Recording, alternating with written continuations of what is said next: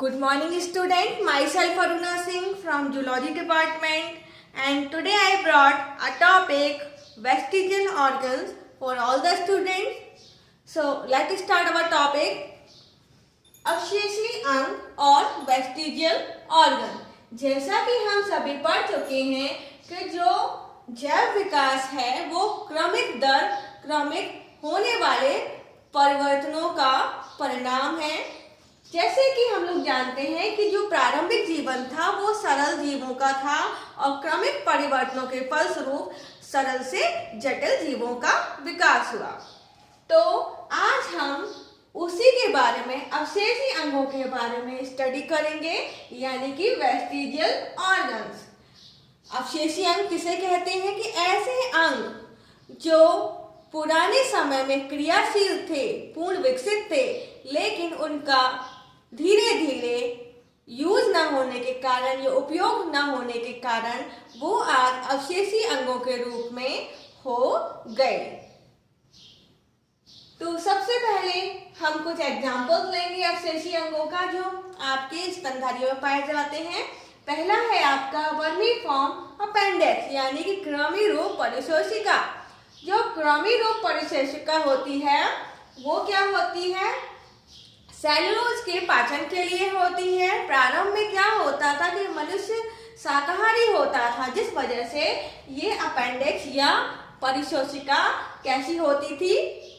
Develop प्रकार की होती थी, क्योंकि वो शाकाहारी भोजन खाता था, मनुष्य शाकाहारी था। लेकिन जैसे जैसे परिवर्तन हुआ तो मनुष्य शाकाहारी से सर्वाहारी हो गया। इस तरह से भोजन में सेलुलोज की कमी होने लगी और इस अपेंडिक्स का काम खत्म होने लगा, जिस वजह से ये अपेंडिक्स आज मनुष्यों में अवशेष के रूप में पाई जाती है। दूसरा आपका निक्टिटेटिंग मेम्ब्रेन, यानी कि निमेषक पटल। निक्टिटेटिंग मेम्ब्रेन भी एक अवशेषी अंग है जो कि बिल्ली, खरगोश, कुत्ता आदि में पाई जाती है, लेकिन मनुष्यों में ये अवशेषी अंग के रूप में पाई जाती है, क्योंकि मनुष्य के अवशेषी अंग में क्या होते हैं? जो आपके रोए होते हैं वो प्रोटेक्शन का काम करते हैं, आइलेट्स होते हैं। तो इस वजह से क्या है, निक्टिटेटिंग मेम्ब्रेन आज भी मनुष्यों के नेत्र में जो हल्की गुलाबी रंग की होती है, रेडिश होती है, पतली सी मेम्ब्रेन होती है, अर्धचंद्राकार रूप में नेत्रों के अंदर पाई जाती है। तीसरा आपका ऑर्गन है टेल या पूंछ। तो जो पूंछ है, हम लोग जानते हैं कि कुछ कशेरुकियां आज भी पूंछ के फॉर्म में हमें पाई जाती है, जबकि मनुष्यों में पूंछ नहीं पाई जाती है, लेकिन पूंछ के जो अवशेष है वो आज भी मनुष्यों में पाए जाते हैं। चौथा आपका ऑर्गन है कर्णपल्लव पेशियां। कि जो कर्णपल्लव पेशियां हम लोग जानते हैं कि जो जंतु होते हैं, जानवर होते हैं, वो अपने कानों का इस्तेमाल या उपयोग करते हैं साउंड वेव्स को, जो आपकी वेव्स होती हैं उन तरंगों को कैप्चर करने के लिए, पकड़ने के लिए यूज करते हैं, जबकि मनुष्यों में इनका कोई भी यूज नहीं होता है। तो कर्णपल्लव पेशियां मनुष्यों में आज भी अवशेषी अंग के रूप में पाई जाती हैं। पांचवा ऑर्गन है आपका विजडम टूथ, यानी कि अक्कल दांत। हम लोग जानते हैं कि मनुष्यों में जो थर्ड मोलर पेयर होता है वो यूजफुल नहीं होता है, जिस वजह से ये मनुष्यों में बहुत देर बाद निकलता है या कभी कभी नहीं भी निकलता है। बॉडी हेयर्स, यानी कि शरीर के बाल। हम सभी जानते हैं कि जो बाल होते हैं वो टेम्परेचर को स्टेबल करने का काम करते हैं, लेकिन मनुष्यों में आज बाल एक अवशेषी अंग के रूप में पाए जाते हैं।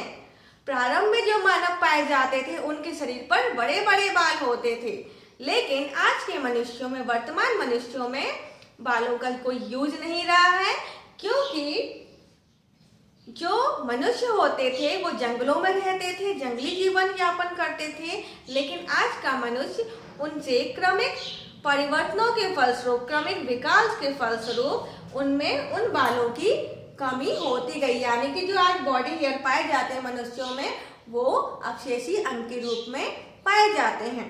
तो ये आपके एग्जाम्पल्स थे मैमल्स के।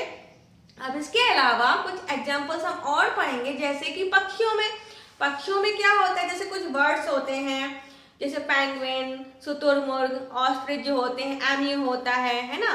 तो इनमें क्या होता है कि इनका शरीर बहुत हैवी होता है, जिस वजह से ये क्या करते हैं, उड़ नहीं सकते हैं। तो उड़ ना पाने की वजह से इनके पंख आज अवशेषी रूप में हो गए हैं। इसके अलावा हम एक एग्जाम्पल और ले सकते हैं, सर्पों में हिंडलिम्ब का पाया जाना, जो हैंडलिम्ब होते हैं या पाद पाए जाते हैं, पक्षपाद पाए जाते हैं, वो भी अवशेषी अंग के रूप में आज दिखाई देते हैं, क्योंकि सर्प क्राउलिंग करते हैं, रेंग कर चलने वाले हैं, जिस वजह से उनको पैरों से चलने में परेशानी होती थी। तो उन्होंने अपने पैरों का यूज करना बंद कर दिया, जिस वजह से आज वो अवशेषी अंग के रूप में पाए जाते हैं। तो स्टूडेंट्स, आज हम लोगों ने डिस्कशन किया, उसको हम रिवाइज करते हैं एक बार कि अवशेषी अंग किसे कहते हैं और इनको वेस्टिजियल ऑर्गन भी कहा जाता है। तो ऐसे अंग होते हैं जिनका आज कोई यूज नहीं है। कितने टाइप्स के होते हैं, तो स्तनियों में आपके वर्मीफोर कुछ बहुत सारे होते हैं, लेकिन हमने कुछ का एग्जांपल लिया है, जैसे वर्मीफोर अपेंडिक्स है, निक्टिटेटिंग मेम्ब्रेन है, पूंछ है, कर्णपल्लव पेशियां है, विजडम टूथ है और आपका बॉडी हेयर। इसके अलावा हमने पक्षियों में और सर्पों में भी इसका अध्ययन या आपका वेस्टिजियल ऑर्गन्स का अध्ययन किया है। तो आज की यह क्लास थी आपको। Thank you.